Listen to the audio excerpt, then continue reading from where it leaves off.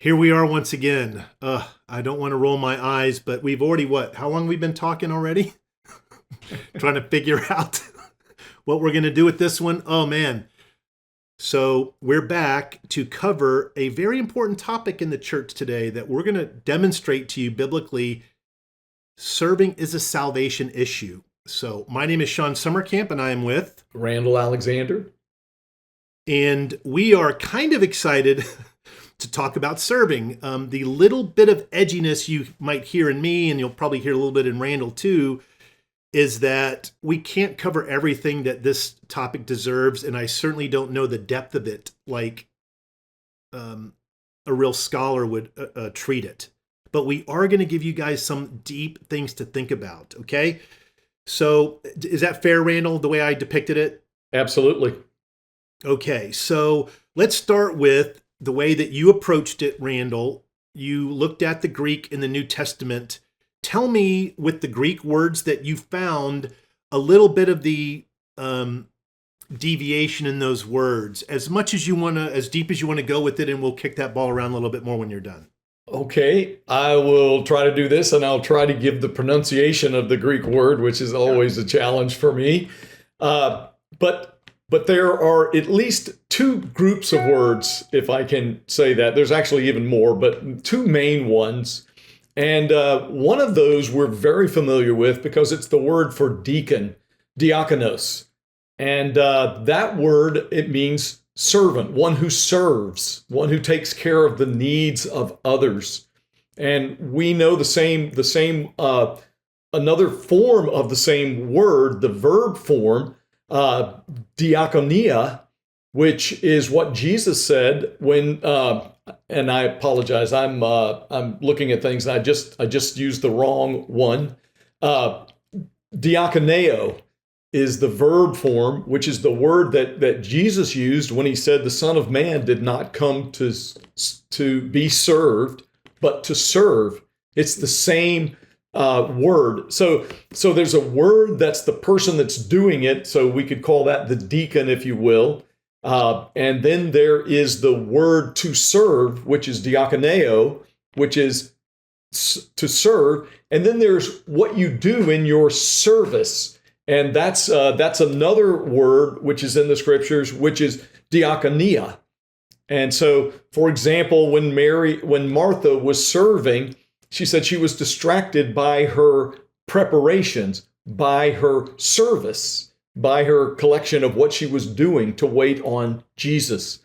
And so that's one set of words. And I think we tend to think in terms of those words when we read the others in the New Testament that talk about serving. But there's actually another set of a couple of words. And one of them, I think you're probably familiar with, doulos, which is the word for slave, which the NIV translates in almost every case, servant. And it literally is talking about someone who, it isn't optional. They are under bondage. And so there is doulos, which is a slave, and there's also doulo, which is the verb form of that. Slaving, if you will. And one place that's used, which it's kind of interesting, it's the way we get when we're complaining, but in the story of the prodigal son, when the older son is telling his side of the story, he says, I've been slaving for you all of my life. That's that word. That's the verb form of slave. And I've been slaving for you all my life, and I never got a big party. That's that one. But there's a lot of others. For example, Matthew 6:24, Jesus says, no man can serve. And that word is doulo. No man can serve two masters. No man can be a slave to two masters. He'll either love one and hate the other, or vice versa. And so that word is talking about being a slave to two things. You can't be a slave to money and be a slave to God. And so that really, I believe, sort of sets the tone. Jesus wanted us to know that we were God's servant, literally a slave of Christ, because he calls on us to be obedient. Not in the sense that we think of slavery where, people were beaten and terrible things done to, but a benevolent father who chose a great course for us to follow, one that would benefit us. And so he wanted us to obey him because that would give us, in today's terms, our best life. That would make us the best person that we could possibly be when we obey him.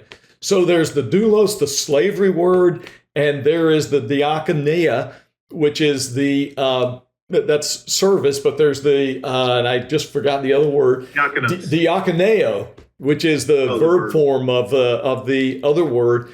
And so those are the two groups of words that are used most often to talk about service in the Bible. Okay.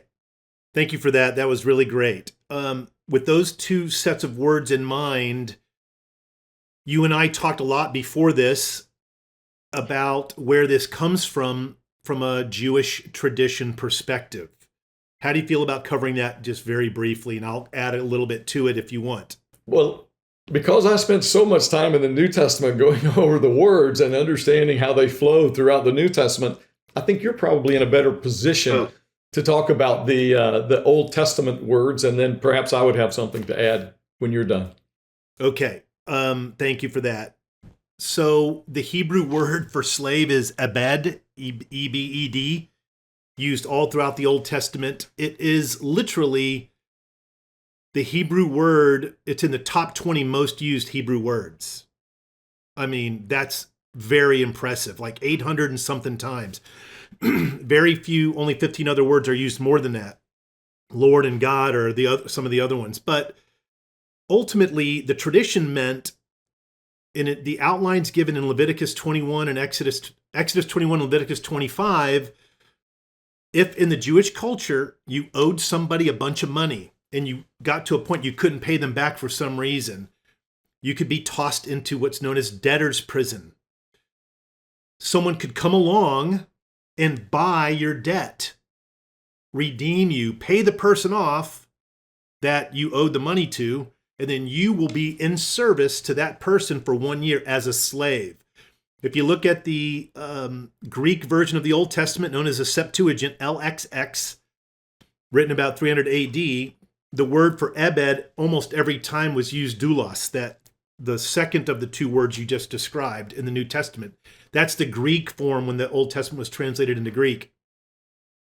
So you work for 6 years for the person that redeemed you, and on the 7th year, you're allowed to go free. But if you realize, wow, I owed way more than the 6 years of service, you could voluntarily submit yourself to lifetime of slavery to that person.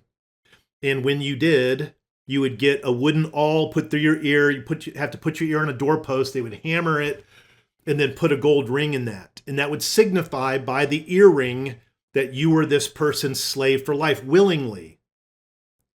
This has translated into the slavery that Jesus so often talks about in the New Testament. Ultimately, a call for us to realize what we've been forgiven of. If we don't willingly serve Jesus, it means we really don't grasp our own depravity. So, what does Jesus have to say, just very high level, about that type of service for us today going forward? Knowing the framework of the Old Testament, what does he expect of us and how to represent that in today's terms? Right. Well, I think Jesus got in a few times talking about this. One of the ones I'm pretty sure most of us are familiar with is John chapter 8, where he was telling them, if you follow me, if you now I'm just blanking on the words to the when he was if you hold to my teaching, then you are truly my disciples, and you will know the truth, and the truth will set you free. Which we know they were very offended. Free? We are not slaves. Yeah. And that word enslaved is the one that was deluo. That we have never been enslaved. And so they were offended. And then Jesus told them that if you sin, you are a slave to sin. And that was the slavery that Jesus broke when he gave his blood, redeemed us, and we were able to be freed from that slavery. So when Jesus tells parables, he frequently uses servants or doulos. It's translated servants frequently, which really helps establish our relationship with God. We are the slave and God is our master. And if you read the New Testament with that in mind, you'll see that clearly, I think, borne out. Plus, there's a few passages that we will talk about today that references that. Yeah, in fact, here's just a couple of examples of what Jesus used in his parables and emphasized the slave role, slave to master. The faith of the centurion, which he covered in Matthew and Luke. The weeds among the wheat, which is in Matthew. That wonderful story about forgiveness where one king or one guy gets forgiven by the master. It's constant, slave. As you said, because of Americans' modern day connotations of slavery and the stigmatism it carries, most translations don't use the word slave. They use the word servant, but it is slave. It's not the diakonos, diakonia, diakoneo. It's the doulos, douleo, deluo. Sorry, I keep saying that. You've corrected me a few times, which I appreciate. So ultimately, how can we tell if someone is a slave to Christ versus a slave to something else, let's say? Well, I always think in terms of our repentance. We know that's a work in process kind of thing. But when we see our sin and we're making changes and we realize how much we've been forgiven, I think that's when we really show that in the life that we live. Sometimes it's our criticalness. When we can't see our own sin, we're very critical of other people. Our speech is critical. And the passage we were just talking about before we came on, that we both love in Luke 7, the woman came in tears and used her tears to wash his feet and her hair to dry them. And everybody else was looking down on her.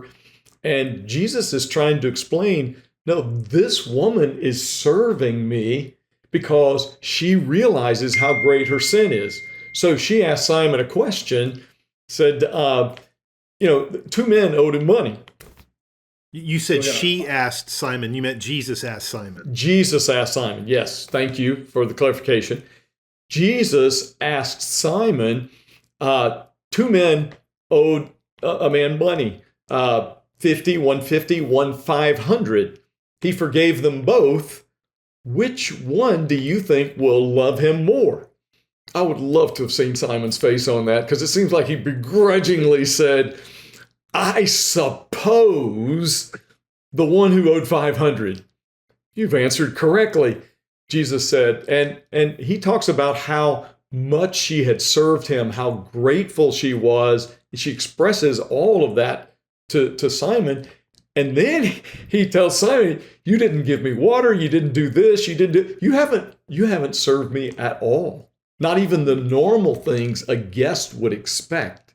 And obviously you love little. And then he concludes with, I think, he who has been forgiven little loves little, and he who has been forgiven much loves much. Not telling us how much sin we have, but how much we're grateful for what we have been forgiven. So I love the way that you just summarized it. Way different than what we were talking about earlier. So thank you for making it even more clear for me. But I think we can say, and I want to ask you a couple of verses where you tie this in. I think one's in Galatians in just a minute, but I think we can say if someone is not really willing to serve others, chances are they don't quite grasp how much they've been forgiven. Would you agree with that? I would absolutely agree with that. And one of the passages I found, and again, you'll find many passages with the diakonos, diakonia, that family of words, the deacon word. We call one the deacon words and one the slave words. But in Galatians 5:13, he says, "You, my brothers and sisters, were called to be free, but you do not use your freedom to indulge. But you do not use your freedom. I'll get it right in a second. But do not use your freedom to indulge the flesh. Rather, serve." That word for serve is the slave word, deluo. Serve one another humbly in love. So, it's a little bit of a play on words because he's saying you're free. You are free, but you're free to be a slave in doing what God has said and to serve your brothers and your sisters, because that's what we do as disciples. That's what we're called to do by Jesus. Really, that's the passage that I referenced a minute ago, and you nailed it there. This sets up that dichotomy. We're serving our flesh or we're serving one another. Now, for someone like me, very highly conscientious, which means the flip side of that is a fair bit of shame. That's people that want to see a job done very well. We're super critical on ourselves. I can wear myself ragged, telling myself I'm not serving enough. I got to do more. I know Jesus forgave me of everything. I've got to do more. And I can push myself to the brink of, a little breakdown. But we know that's not healthy because that's kind of fear-based. You pointed out, he says in Galatians 5:13, serve, become a slave humbly in order to love. How can we exercise this in a healthy way in church today with one another, where we do have that spirit of a slave in the way that we express love to one another? How do we do that? How does that play out? Yeah, I love that question. And I've been thinking about this a lot. There's a book called Spiritual Discovery that takes you through a lot of items to help you develop your spirituality, help you discover a number of things. And one of those things are, what are ways that we can sometimes be unhealthy with this? And they talk about a passage in Galatians, and I did such a great job of reading the last one. I'm going to try to read this one as well, hopefully better. He says to carry each other's burdens, and in this way you'll fulfill the law of Christ. If anyone thinks they're something when they're not, they deceive themselves. Each one should test their own actions, and they should take pride in themselves alone without comparing themselves to someone else. For each one should carry their own load. So I think one of the things that this is kind of the limit, if you want to say, we don't need to go in doing things for people who need to be doing things for themselves. You see this in the teaching, and sometimes we get such a momentum built up of trying to help people that we go, this isn't getting done, let me help them. But we've actually gone above and beyond. Yeah. But there are no shortage of people with burdens in our church. And, I think of burdens, people who are in the hospital, people who are sick, people who had great losses, people who lost family. And sometimes, we tell ourselves, well, I didn't know about that. I'm not responsible. Like, what? How does that get us out of being responsible? When we're family, when we care about one another, we take the time to find out what's going on. And when there's a need, we come in and help, because that's what family does. That's what Jesus taught us to do. And that's what we should be doing with one another. Yeah, okay. That does connect back to the fellowship video that we did a few weeks ago. I recommend, for those who haven't seen it, please go and watch that, because the word fellowship is literally communion. We are in a commune with one another where we are the family, and you can tell how deeply someone grasps the fellowship by how much they're serving one another. I do want to just add a caveat to that, because I think it's very easy to look for, hey, where can I serve people who are really, really in need? That's, to me, I would say easy. The more difficult one, I think it's found in James, although we only touched on it, we didn't look it up. But there's this warning that we don't show favoritism, where basically the way James sets it up is, hey, someone comes in wearing, gold and watches and stuff. I don't think he said watches, carrying a cell phone. And you're like, hey, come over here, sit with me. But someone else who doesn't have anything, you tell them to go sit over there.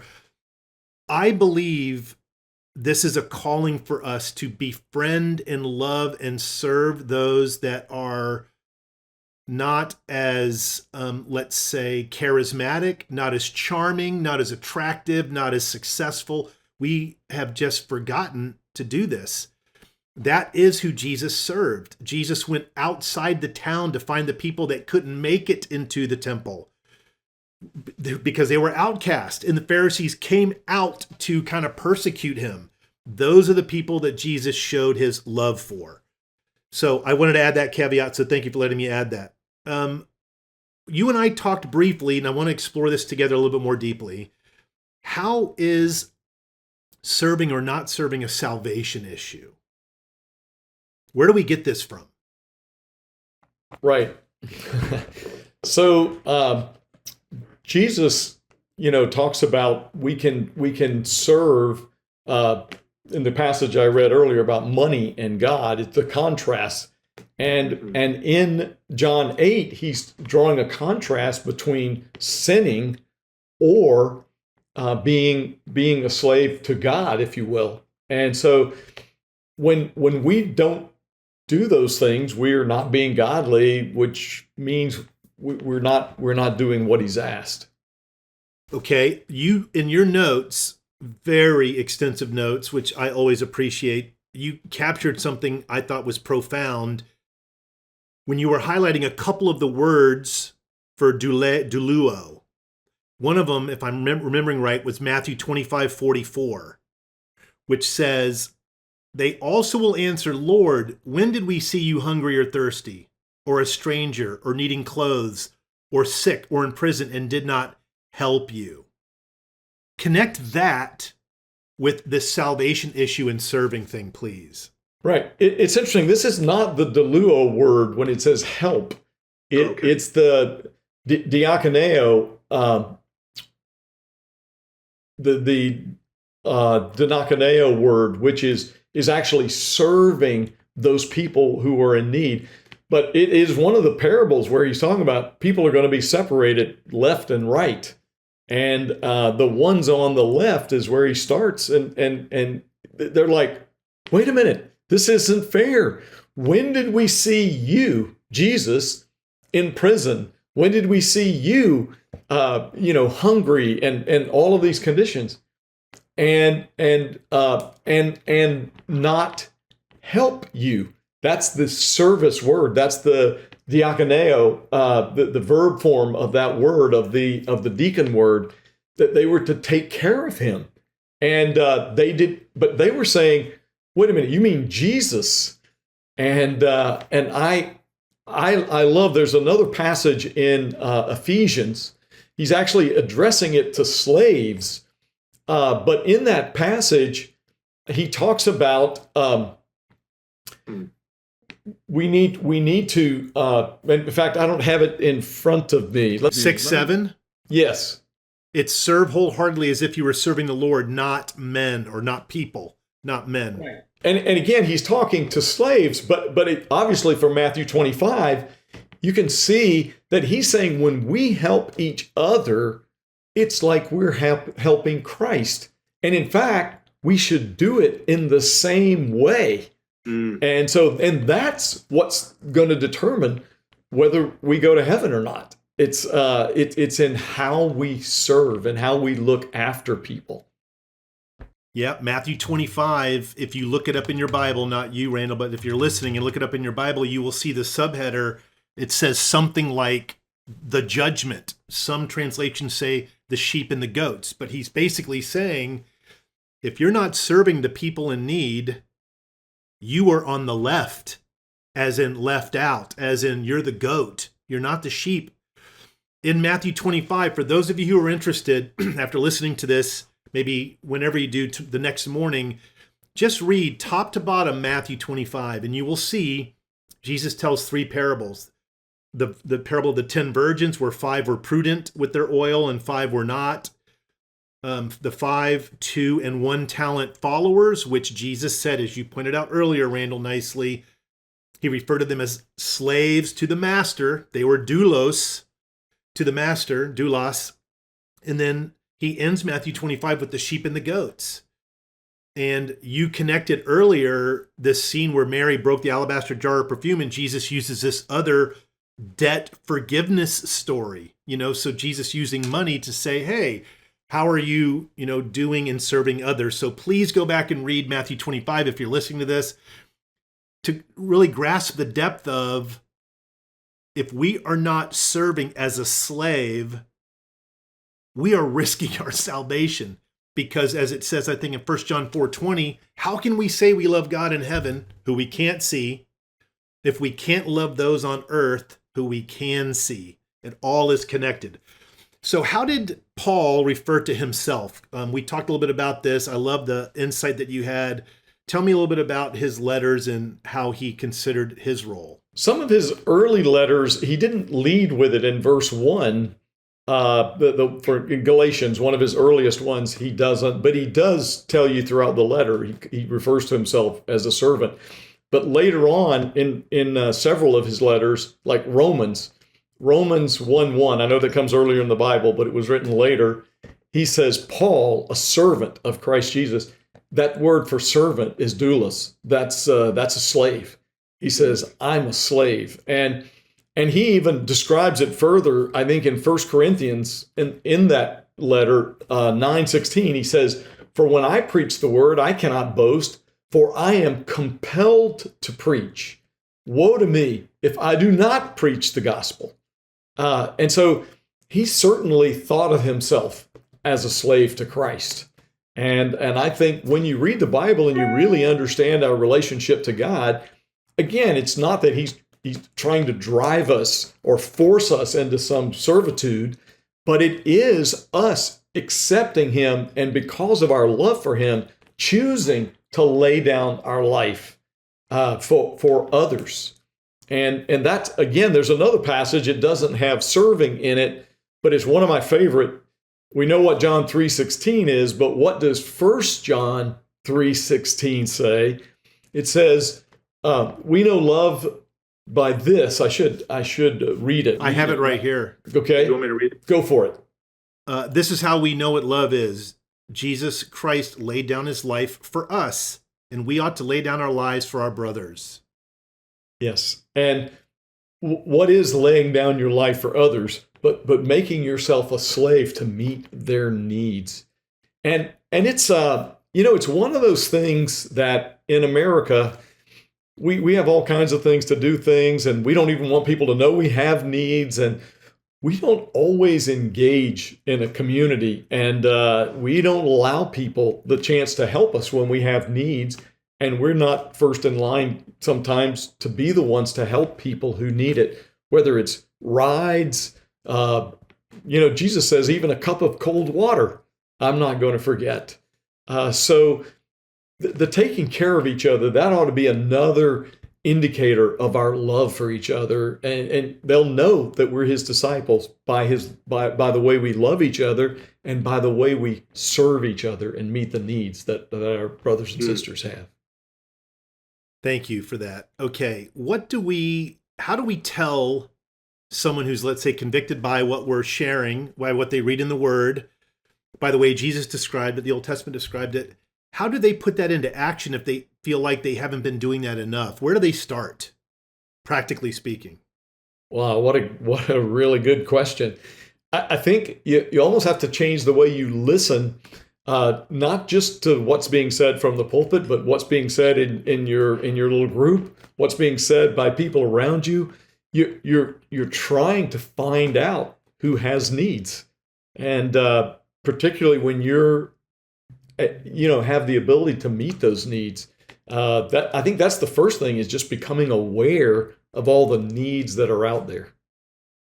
Okay, I'm going to say, because you use the senses, listening, I'm going to say, look, it is a very easy thing to do, and I'm imploring anybody listening to this. When you go to church on Sunday, or you go to church on Wednesday, or you're at an event, and you see someone sitting off by themselves, yeah, maybe they don't want to be bothered. There's a chance of that, but I bet the chance is pretty small if they got themselves into church on a Sunday.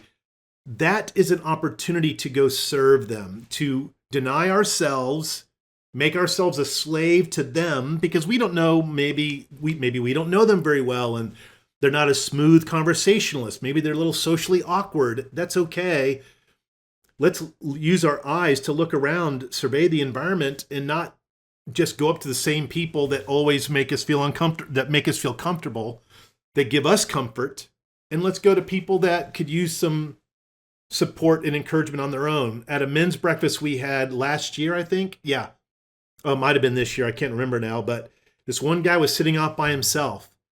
And I went up and reached out to him. Hey, how's it going? He told me, yeah, a couple of guys invited him, but he hadn't seen him yet. This guy now comes over every Tuesday night and every Friday night for movie night and another thing that we do on Fridays. I would have never developed that friendship with him if I didn't just say, you know what? I'm going to go and talk to this guy.